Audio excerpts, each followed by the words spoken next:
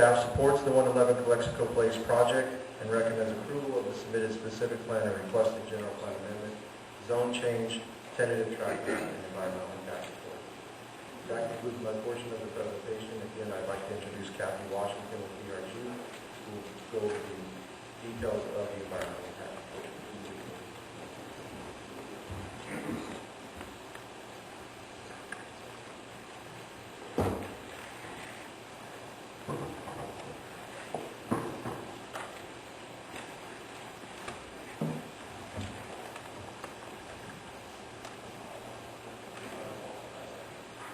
Good evening. Again, my name is Kathy Washington with ERG Consulting. We are the consulting firm that works on the environmental impact report. First, to run through the legal process that we did. So the EIR, the first thing that was done was the project was being the project was doing request so that environmental analysis was the project. So the first step was we prepared an initial study, and this initial study was attached to the notice of preparation, which was circulated for a 30-day public review period, and that happened on March 19, 2007, and ended on April 18, 2007. We held a public scoping meeting on April 15, 2007. Then we began preparation of the draft EIR.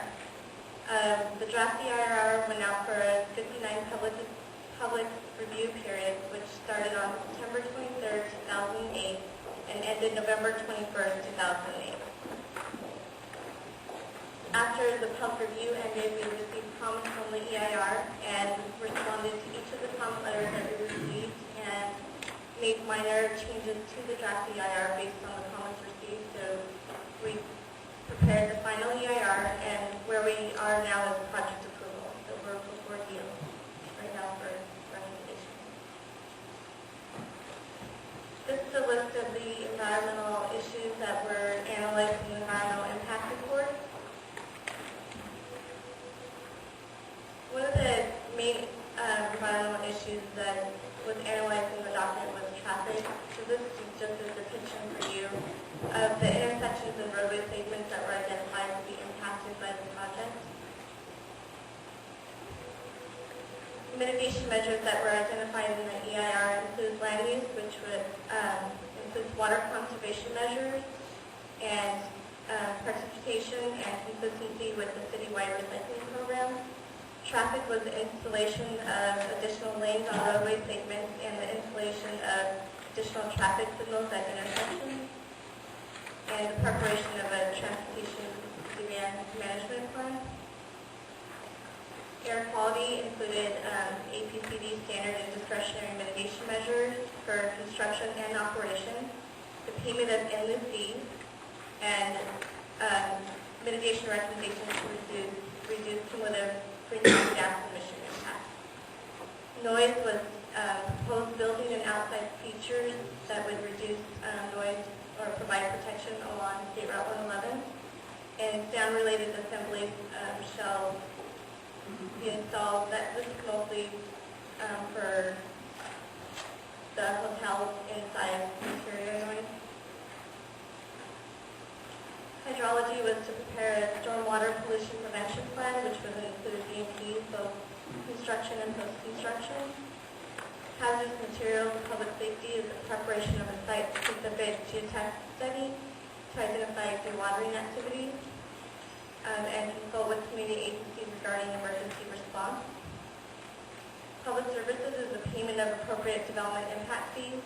The utility and service system is the payment of appropriate development impact fees in coordination with IAD for construction of a new substation. Geology and soil, compliance with CBC and new BC building conditions. And cumulative is the payment of fair share contributions for roadway and intersection improvements. The EIR did identify two unavoidable significant environmental impacts. The first one was for transportation and circulation, which is at State Route 111 and State Route 98 intersection. It's a cumulative impact. And there were two direct and cumulative impacts identified for air quality. One is for the ROG emissions and greenhouse gas emissions. We prepared a sequence of findings and consideration for the EIR and for these unavoidable impacts. There were three alternatives identified in the EIR. The first one is a no project alternative, and we identified that as it would avoid all environmental impacts of the project. The reduced casino alternative is a proposed, it's very similar to the existing project. However, the casino gaming area would be reduced to 75,000 square feet instead of 93,880 square feet. This was identified as environmentally superior alternative. Impacts are similar but reduced for air quality, traffic, and noise. The industrial development alternative is to construct 615,000 square feet of industrial park to replace the office tech and use density as well as a portion of the office development. It's environmentally similar, impact similar but reduced for traffic. For the public review period of the draft EIR, at the end of the public review period, we received 15 comment letters, and here are listed all the agencies. And in the final EIR, we responded to each of the letters that we received.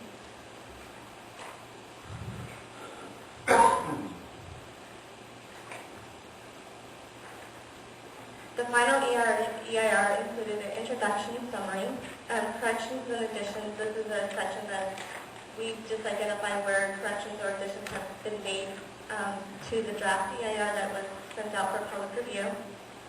The response to comments included a list of all the agencies that commented as well as our responses to their comments. The mitigation monitoring and reporting program identified all the mitigation measures in the EIR and how they would be implemented. And then the revised EIR, which is essentially the circulated draft EIR with the minor revisions that were made as a result of comments that we received. So the step we're at now is environmental certification of the EIR, and it includes recommending certification and or adoption of the following documents: the final EIR, the MMRP, the findings of stats, and the statement of overriding consideration.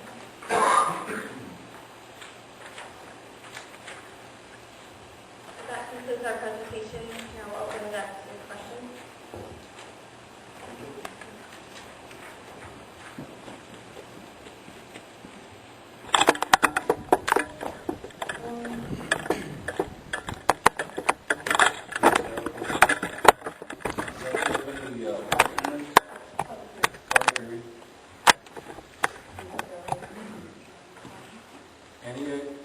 Any public that's not in favor of the project can come out and speak. I didn't get any slips, so. Can I make a couple of comments? Are you in favor, sir? Or I'm in favor. we're doing the people that are opposed to it first.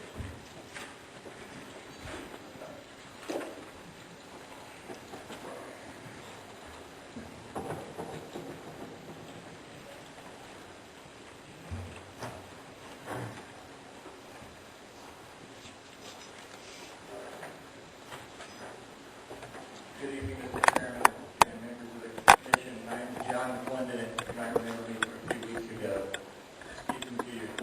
I want to reiterate those issues. The one issue I think that remains unanswered and not discussed in the EIR is this issue of taking raw sewage under pressure and taking it over the Central Main Canal for a 6-inch force main. On this project and the 1.3 million square foot project across the street, and it's in the Calexico Lake Park, and it's in that EIR.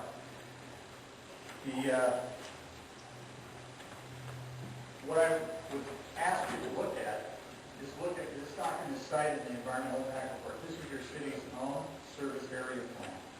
This service area plan disagrees with what the EIR's two projects say, because this says that